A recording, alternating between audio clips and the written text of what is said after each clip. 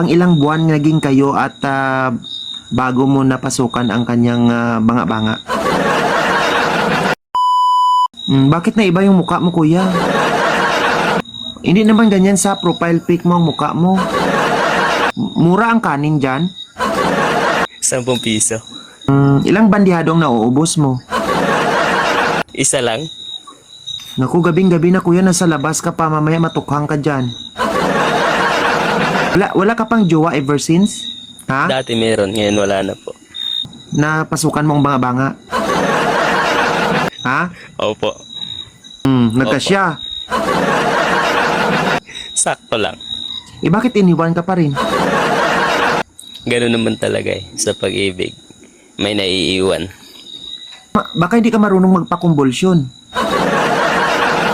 Baka nga. Marunong naman. Kuya, ano pong pangalan niyo po? Bakit mapagmahal yung pangalan pero bakit ka iniiwan? Erwin po talaga yung pangalan ko. Kuya Erwin, ikaw ba yung senador? Tulpo yun? Hindi mo yung ano-ano? Tulpo yun. Single na single ka pa hanggang ngayon. Yes po. 100%. Ilan ang najuwa mo naman so far? 2? Alam nila na juwa ka nila. Oo naman. Nakumbulsyon? Yung dalawa? Hindi masyado. Ay, naku kuya. Jutes ka kuya no. Sakto lang. Usually, naririnig ko yung sukat na sakto lang sa kiluhan sa palengke eh. Hindi naman na kinikilo ang lato-lato mo. Parang paano mo masabing sakto? So, ilang taon ka unang nagsimulang ma-inlove, Kuya Erwin? 17 po. So, 17 yung unang jowa mo. Opo. So, yun din ang unang patalsik mo? Opo. Ibig sabihin, 17 ka pa lang nakapasok ka na sa dambana ng kagitingan? Balahibong pusa pa lang yun. Tuli ka na First nun. love po kasi first love. Tuloy na po. First love po kasi first love. Binigay na po, binigay na lahat. Bakit iniwan ka pa rin? Nakakita ng mas gwapo. At mas dax. Tama? Siguro. No. So sa labanan sa pag-ibig, kuya, talagang nangingibabaw talaga kapag gwapo ka na, dax ka pa. Isa lang ang sigurado sa iyo, kuya. Ikaw ay hindi gwapo pero masibo. Bakit pag tumawa ka walang sound? Ang pangalawang jowa mo, ilang taon ka nun? 27 po. Itong pangalawa mo, pinasukan mo rin. Opo. Nakumbulsyon? Konti lang rin. Naku, kuya, may problema ka talaga. Advice ko sa'yo talaga, kuya, magpalagay ka na talaga ng kulugo. In short, magpalagay ka na ng boletas.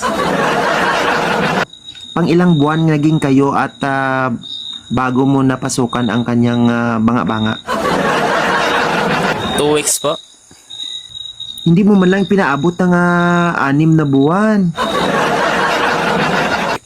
Ganon din po naman yung patutunguhan kaya sinagad Kaya na nga. namin. Naku, hindi bawi yung gastos mo sa kanya. Dapat inaraw-araw mo, kuya. Bawal naman po kasi may trabaho siya, may trabaho din ako. Pareha kayong may trabaho at may tinatrabaho. 28 years old ka last na nagkajowa. So ngayon ay 30 years old ka na. May 2 taon ka na puro grandfather na lang ang ginagawa mo. Hindi ka nag-grandfather?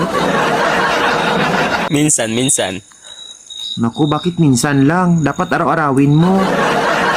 Kasi useless yan, kuya. Kapag nagsago-sago, hindi mo mapapakinabangan. Para mapalitan ng bago ba kung sakaling makahanap ka dito, o di pasok sa banga. Sa palagay mo, Opo, handa ka kuya. ng pasukin ang buhay ng may nagmamahal. Opo. Trabaho May naman pang-date po ka na. Meron po. So, kaya mong makipagsapalaran kahit sa malayong lugar. Kahit nasa abroad pa po. Aantayin ko po ng 3 years. Basta may sustinto siya, no? Hindi naman sa ganun. So, kung ikaw ay papalarin Opo. at makahanap ng bagong minamahal, ilang taon ang ating hinahanap? Hanggang 34 lang. So, ngayon subukan natin, kuya, kung tayo ay makahanap ng isang babaeng tunay na magmamahal sa iyo at hindi magrereklamo kahit hindi sila makumbulsyon.